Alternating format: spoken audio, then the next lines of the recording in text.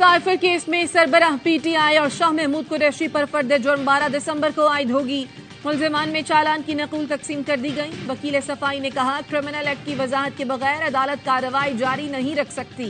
Prosecutor ने जवाब दिया, वजारत कानून का नोटिफिकेशन वाज़ेह है, अदालत कानून के मुताबिक कार्रवाई कर रही है। खुसूसी अदालत ने अडयाला जेल में समाअत की।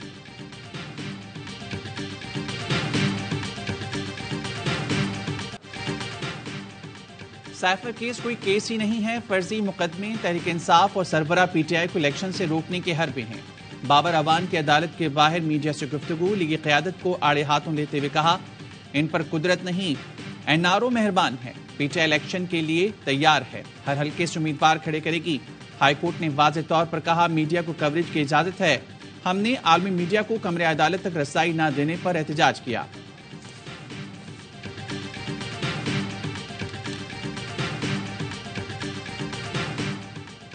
निगरान वज़ीर आज़म अनवारुल हक काकड़ ने गवादर में पाक चीन दोस्ती अस्पताल और समंदरी पानी काबिल इस्तेमाल बनाने के मंसूबों का इफ्तिताह कर दिया। अनवारुल हक काकड़ ने कहा, इस मंसूबे से गवादर में पीने के पानी का मसला बड़ी हद तक हल हो जाएगा। गवादर एयरपोर्ट भी फाल होने वाला है।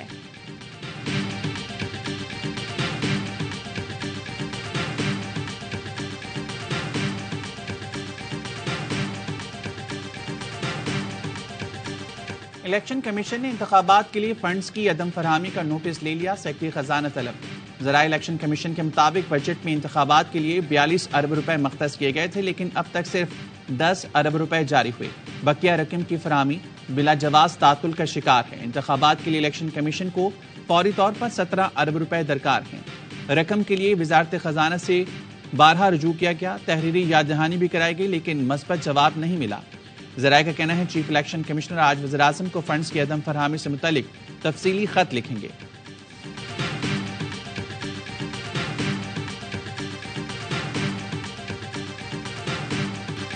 एमक्यूएम ने इलेक्शन कमीशन को हल्का बंदियों वोटर लिस्टों पर तहफ़्फ़ुज़ात से आगाह कर दिया। खालिद मकबूल सिद्दीकी कहते हैं, सिंध तकसीम हो चुका, सिर्फ ऐलान होना बाकी है। सिंध में पीपल्स पार्टी ने जो एतराज़ात किए उन्हें इलेक्शन कमीशन ने मंजूर किया। एमक्यूएम और दीगर जमातों के एतराज़ात को दुरुस्त नहीं किया गया। Election commissioner Sindh Peoples Party के हलफ याफ्ता कारकुन बने हुए हैं। सिंध की निगरान हुकूमत पीपल्स पार्टी के मफादात की निगरान है। फारूक सत्तार बोले, हल्का बंदियों के खिलाफ इस्लामाबाद हाई कोर्ट में अपील दायर करेंगे।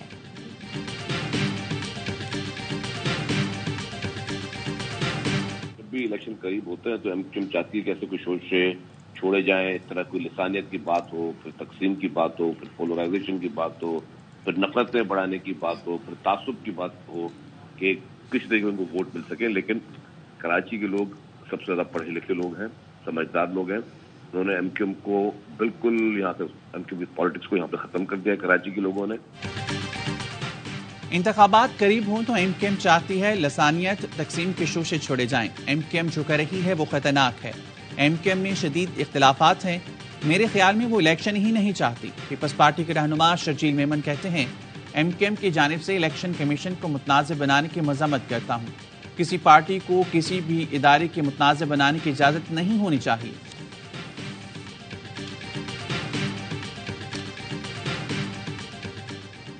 मुस्लिम लीग नून के कायद नवाज शरीफ और मौलाना फजलुर रहमान की अहम मुलाकात आज होगी। ज़राए के मुताबिक मुलाकात में आइंदा के इंतखाबात के लिए सियासी हिकमत अमली तय की जाएगी।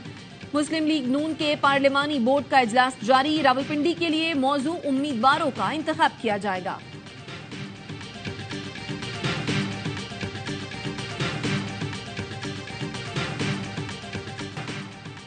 इलेक्शन से पहले इलेक्शन को मुतनाज़ बना दिया गया है। एक पार्टी को बड़ी अहमियत और वज़ीर आज़म वाला प्रोटोकॉल दिया जा रहा है। पीपल्स पार्टी के रहनुमा खुशीशा के तंज़ियावार कहा, हो सकता है इलेक्शन कमीशन को होश आ जाए और वो शफाफ इंतखाबात कराए।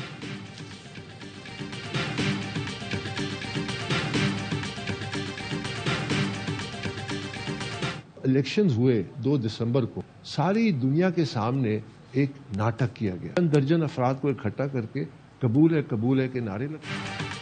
अकबर एस बाबर ने पीटीआई के बानी से इंट्रा पार्टी इलेक्शन कलअदम करार देने का मुतालबा कर दिया।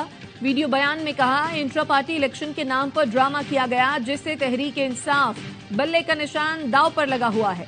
तंजीम को शदीद मसाइल का सामना है।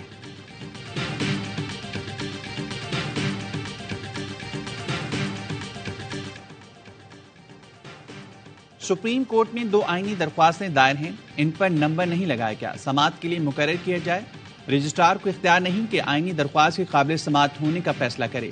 दरख्वास्तें कमेटी के सामने रखी जाएं। सुप्रीम कोर्ट के जज जस्टिस मुजाहिर अली अकबर नकवी ने रजिस्ट्रार ऑफिस के खत का जवाब दे दिया। कॉपी सुप्रीम कोर्ट की 3 रुकनी कमेटी को भी भिजवा दी। रजिस्ट्रार सुप्रीम कोर्ट के 30 नवंबर के नोटिस का जवाब भी जमा करा दिया। सुप्रीम जुडिशल काउंसिल में मुतफर्रिक दरख्वास्त दायर। यकीन दिलाता हूँ नैब बदल कर रहेगा। कोई साइल नैब आएगा तो उसको वापसी पर परफॉर्मा भरना होगा, जिसमें लिखा जाएगा कि उनको किसने बुलाया और कितना इंतजार कराया। कोशिश कर रहे हैं मुलजिम को रिस्पोंडेंट कहा जाए। चेयरमैन नैब नजीर अहमद का तकरीब से खिताब, कहा नैब कारोबारी हजरात को तंग नहीं करेगा, उन्हें तहफ्फुज देगा। हमने सिर्फ चोर को पकड़ना है, पूरे मोहल्ले को तंग नहीं करना। ये बात दुरुस्त है कि नैब सुस्त रवि का शिकार है। शांगला की अदालत ने शौकत यूसुफजई को अदम पेशी पर इश्तिहारी करार दे दिया। पुलिस के मुताबिक शौकत यूसुफजई के खिलाफ 21 नवंबर को थाना करोड़ा में मुख्तलिफ दफात के तहत मुकदमा दर्ज किया गया। अदालत का शौकत यूसुफजई को गिरफ्तार करके 30 दिन में पेश करने का हुक्म। दफा 144 की खिलाफ वर्जी के मुकदमे में फवाद चौधरी की अबूरी जमानत में 12 दिसंबर तक तौसी।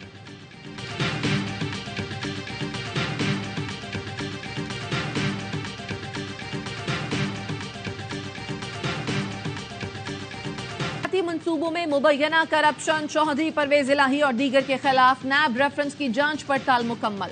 एहतसाब अदालत के जज ने रेफरेंस समाअत के लिए भिजवा दिया।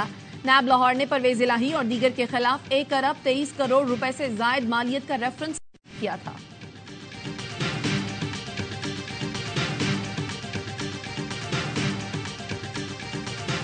इजरायली फौज का जनूबी गजा में भी जमीनी ऑपरेशन, मगरबी किनारे से 60 फलस्तीनियों को हिरासत में ले लिया।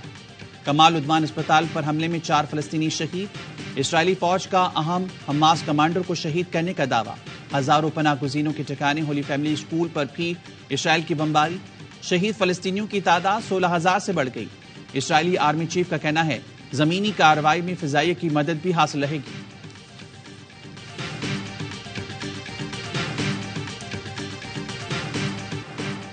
अल-क़स्साम ब्रिगेड ने इजरायली फौजी कैंप धमाके से उड़ा दिया। इजरायली कर्नल और मेजर समेत 5 फौजी हलाक करने का दावा। हमास तर्जुमान का कहना है शुमाली गजा में शिकस्त के बाद इजरायली फौज पसपाई पर मजबूर हुई। हमास ने बरतानिया की जानिब से फ़िज़ाई निगरानी का ऐलान जंग के मुतरादिफ करार दे दिया। लबनान से हिजबुल्लाह के भी इजराइल पर रॉकेट हमले, इजरायली फौजियों समेत मुतादिद जख्मी। पाकिस्तान स्टॉक मार्केट में जबरदस्त तेजी। कारोबारी हफ्ते के पहले ही रोज संडेट इंडेक्स ने नया रिकॉर्ड बना लिया। इंडेक्स 62,000 की सतह अबूर कर गया। कारोबार के दौरान 1,203 पॉइंट्स का इजाफा देखा गया।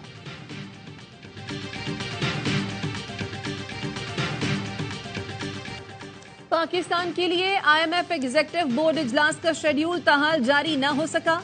IMF एग्जीक्यूटिव बोर्ड कैलेंडर में पाकिस्तान का नाम शामिल नहीं। ज़राए के मुताबिक IMF एग्जीक्यूटिव बोर्ड पाकिस्तान के लिए तकरीबन $70 करोड़ कर्ज की मंजूरी देगा।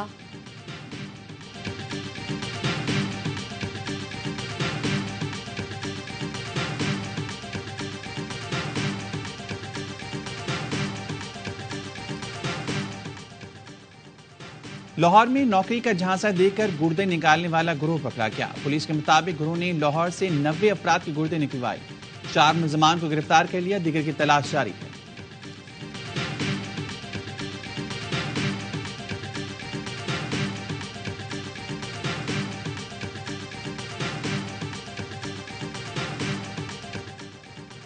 कनकोट में कौमी शाहरा करमपुर के मकाम पर ट्रक और वैन में तसादुम, 7 अफराद जाम बहक, मुतअद्दिद अफराद जख्मी। हादसा धुंध के बाइस पेश आया।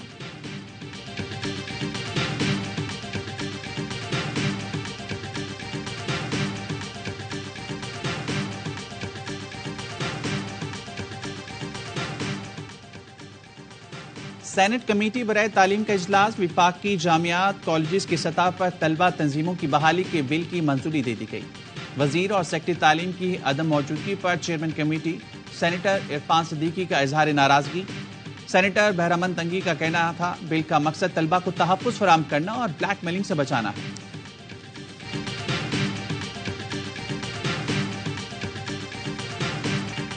बहादुर बनो और जो फैसला कर लिया उस पर कायम रहो। लेजेंडरी वसीम अकरम का कौमी टीम की नई मैनेजमेंट को मशवरा। कहा हर थोड़ी देर में प्रेस कॉन्फ्रेंस नहीं करनी चाहिए। अगर फैसले बार बार तब्दील किए जाएंगे तो टीम पर भी मंफी असर पड़ेगा।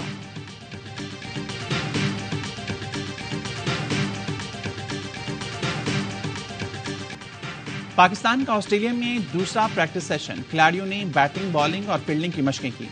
कौमी wicket keeper batter Sarfaraz Ahmed कहते हैं टीम में फास्ट बॉलर्स शामिल हैं जो नसीम शाह की कमी को पूरा कर सकते हैं। कोशिश करेंगे ऑस्ट्रेलिया को टफ टाइम दें।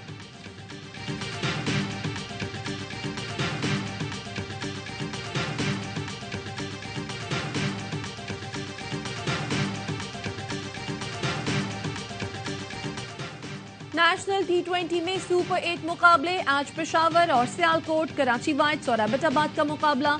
लाहौर वाइट्स और फाटा, लाहौर ब्लूज और रावलपिंडी भी आमने सामने। नेशनल स्टेडियम में होने वाले मैच देखिए ARY ऐप पर बराह रास्त।